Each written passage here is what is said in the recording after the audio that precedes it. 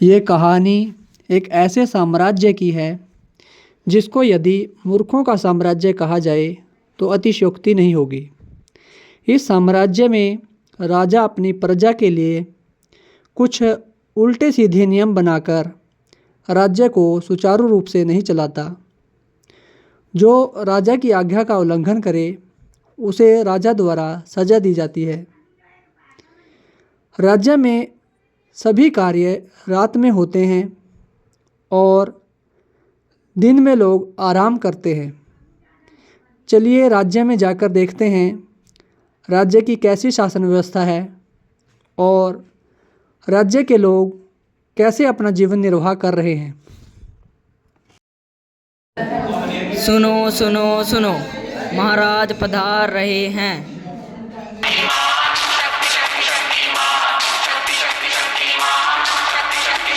मंत्री जी, आज की कार्यवाही शुरू की जाए। जी महाराज। मंत्री जी, हमारा देश है। आज के हमारे राज्य में जो काम दिन में होता था वह रात में होगा और जो रात में होता था वह दिन में होगा।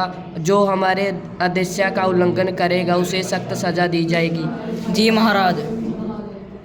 मंत्रीगणों, महाराज के आदेश हैं, पूरे साम्राज्य में पहुंचा दिए जाएं। सुनो सुनो सुनो, महाराज के आदेश हैं, सारा काम रात को होगा। जो दिन में काम करेगा उसे सजा होगी। सुना है भाई, आज राज्य में अब से दिन का काम रात में होगा। हाँ भाई, मैंने भी सुना है। महाराज की जय हो। महाराज, मेरे साथ इंसाफ करो।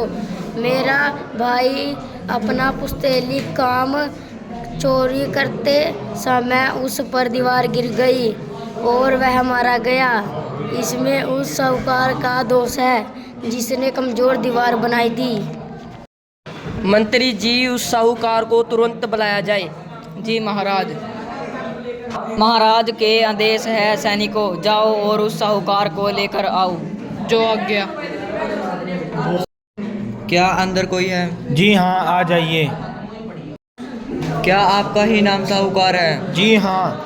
चलिए, आपको महाराज ने बुलाया है। चलें। क्या हुआ? हमारे साथ चलो, तुम्हें सब पता चल जाएगा। प्रणाम महाराज। व्यापारी जी, इसका भाई आपके घर चोरी करने गया था। चोरी करते समय आपके घर की दीवार गिरने से इस आदमी के भाई की मौत हो गई। कमजोर दीवार बनाने के लिए आपको सजा मिलेगी। महाराज, ये द्वार तो मेरे दादा के समय में बनाई गई थी। आप अपने पूर्वजों की संपत्ति के मालिक हैं, इसलिए सजा आपको ही मिलेगी। नहीं महाराज, ये द्वार मैंने नहीं, मिस्त्रियों ने बनाई थी। व्यापारी कौन है वह मिस्त्री? महाराज, मैं उस व्यक्ति को जानता हूँ। वह बूढ़ा व्यक्ति है, वह पास में ही रहता है। मंत्री जी, उस मिस्त्री को हमारे सामने पेश किया जाए। जी महाराज। सैनिकों जाओ, उस मिस्त्री को सभा में लेकर आओ। जो आज्ञा। मिस्त्री जी, आपको महाराजा ने बुलाया है। चलो भाइयों।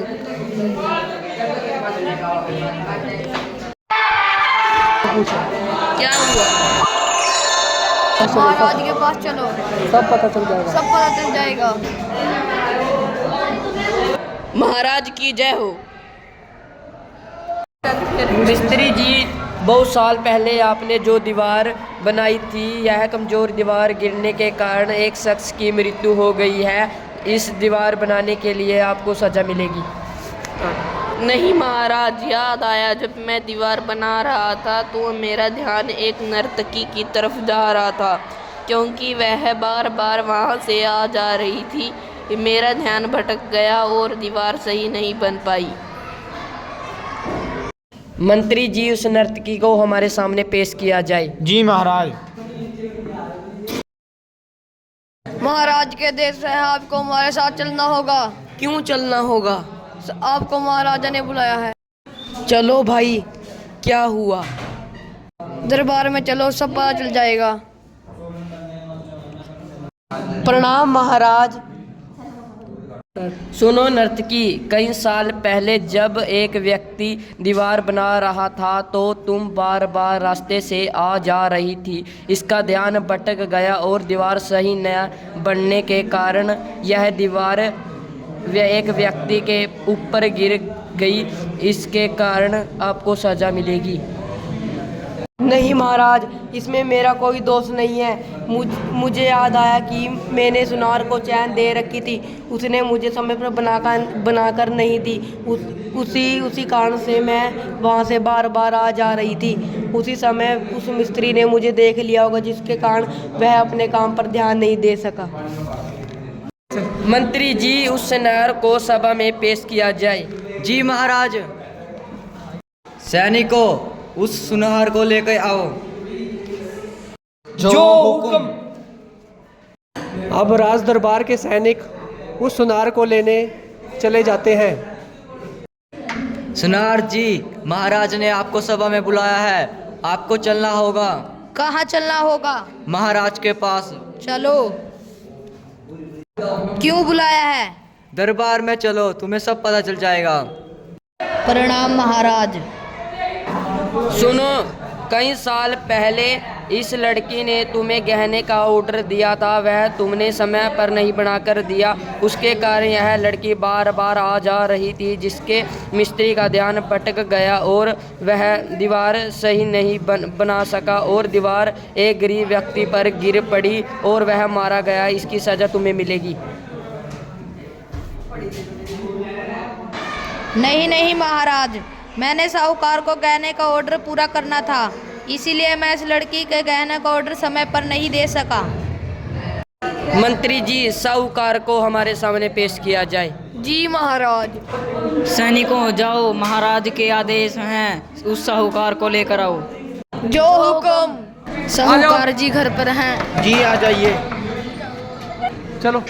महाराज का आदेश है, आपको हमारे साथ चलना होगा। कहाँ चलना होगा? राज दरबार में चलना होगा। प्रणाम महाराज, हमारे लिए क्या आदेश है?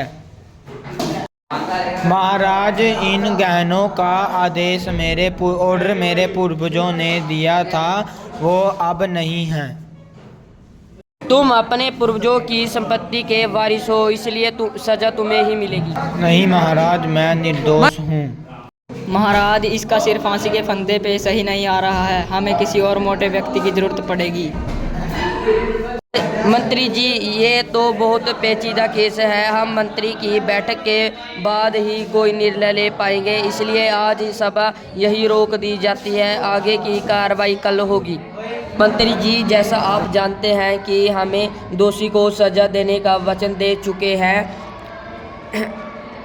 मंत्री जी, हमें किसी न किसी को फांसी देनी होगी। हम चाहते हैं कि एक ऐसे व्यक्ति को ढूंढ कर लाया जाए जो फांसी के फंदे में आ सके। हमारे आदेश हैं, पूरे साम्राज्य में जो भी मिले उसे लेकर आया जाए। आज की सभा समाप्त होती है।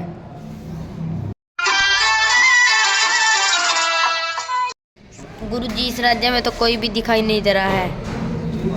अरे, मुझे लगता है इस राज्य के लोग दिन में आराम करते हैं और रात में काम करते हैं। चलो आगे चलकर देखते हैं। गुरुजी, यहाँ बाजार में कुछ खरीदारी कर लेते हैं। ठीक है, चलो। बाजार तो बहुत सुंदर सजा है। अरे, ये किस भाव दिए हैं? 1 डूडो में। ये किताबें कैसे दी हैं? जी 1 डूडू में। चलो आगे चलते हैं। ये बैग किस भाव दिए हैं? 1 डूडो में। अरे भाई, ये चप्पल बूट जूते कैसे दिए हैं? जी 1 डूडू में। चलिए हम खाना खरीद लेते हैं। ये खाना कैसे दिया है? 1 डूडो में। ये लीजिए।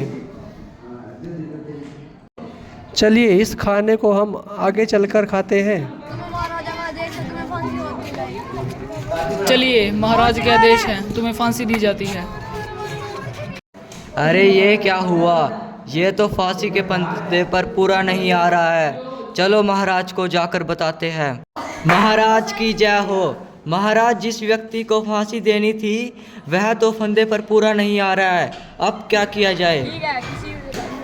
ठीक है, किसी मोटे व्यक्ति को ढूंढकर उसे फांसी दे दो। अरे भाई, महाराज ने तो किसी मोटे व्यक्ति को लाने का आदेश दिया है। पूरे राज्य में यह खा खा कर मोटा हो गया है, इसे ही ले चलते हैं। चलो महाराज के पास। महाराज, हम इसे पकड़ के लाए हैं, हम इसको फांसी दे दे। हाँ, दे दो।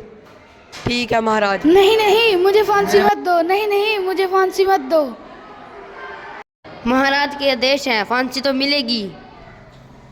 गुरुजी, आप कहाँ हो? मेरी रक्षा करो, मेरे प्राण संकट में है। गुरुजी, मेरी रक्षा करो। गुरुजी, मेरी रक्षा करो, मेरे प्राण संकट में है। गुरुजी, गुरुजी, मेरे प्राण संकट में है। गुरुजी, मेरी रक्षा करो। गुरुजी, लगता है मेरे शिष्य के प्राण संकट में है, मुझे चलना होगा।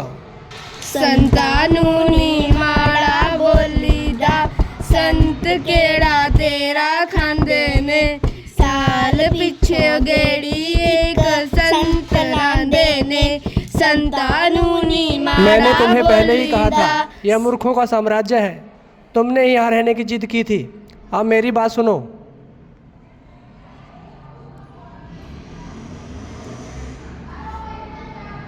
महाराज की जय हो। महाराज, पहले मुझे फांसी दी जाए। नहीं नहीं महाराज, पहले मुझे फांसी दी जाए। नहीं महाराज, पहले मुझे फांसी दी जाए। नहीं महाराज, पहले मुझे फांसी दी जाए। चलो हम सोच के बताते हैं। ठीक है महाराज। तुम फांसी क्यों लेना चाहते हो? महाराज, यहाँ पर आपके मंत्रीगण खड़े हैं, हम आपसे अकेले में कोई बात करना चाहते हैं। चलो। चलिए महाराज, आप हमारे साथ चलें, हम आपसे बात करेंगे। महाराज, हम तपस्वी हैं। हमने अपनी दिव्य दृष्टि से देखा है कि आपके राज्य जैसी प्रशासन व्यवस्था कहीं और किसी राज्य में नहीं है। इस राज्य में जो इस राज्य में पहले मरेगा वह अगले जन्म में भी राजा बनेगा, और जो उसके बाद मरेगा वह उसका मंत्री बनेगा। इसलिए मेरा चेला चाहता है कि वह पहले मरे ताकि वह राजा बन जाए। वह चाहता है कि जिस राज्य के आप स्वामी हो उस राज्य की बागडोर उसके हाथ में चली जाए। महाराज, हमारी आपसे विनती है कि पहले आप हमें फांसी दे दीजिए। ठीक है, हम अपने मंत्रियों से बात करते हैं। मंत्री जी, हमें तपस्वी ने बताया है कि जो इस राज्य में पहले मरेगा अगले जन्म में राजा बनेगा, और जो उसके बाद मरेगा वह मंत्री बनेगा। इसलिए हमने फैसला किया है कि क्यों ना हम दोनों ही फांसी पर चढ़ जाएं, और हम ही अगले जन्म में मंत्री और राजा बन जाएंगे। ठीक है महाराज, हम ही फांसी पर चढ़ जाते हैं। को इस गुरु और चेले को कारावास में बंद किया जाए। जो आज्ञा महाराज। चलिए सैनिकों, आपके सामने सुबह जो भी आएगा आपको उसे ही फांसी देनी है।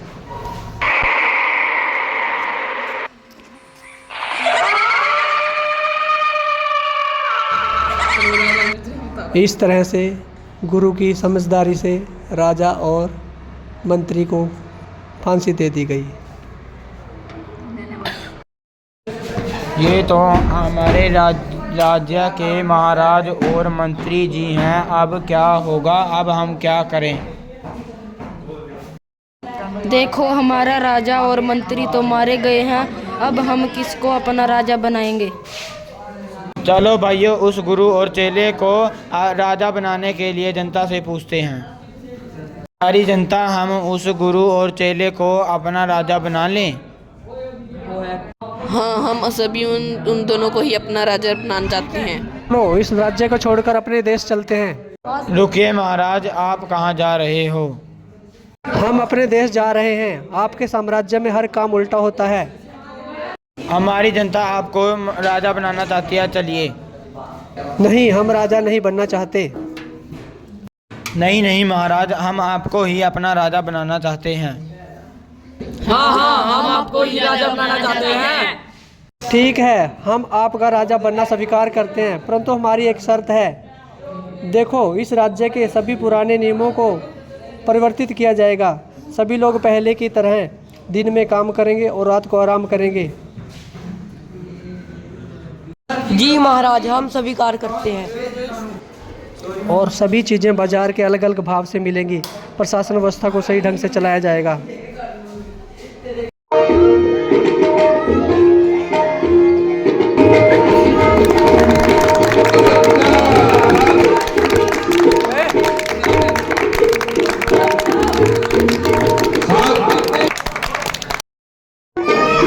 महाराज की जय हो। महाराज की जय हो। महाराज की जय हो। महाराज की जय हो। महाराज की जय हो। महाराज की जय हो। महाराज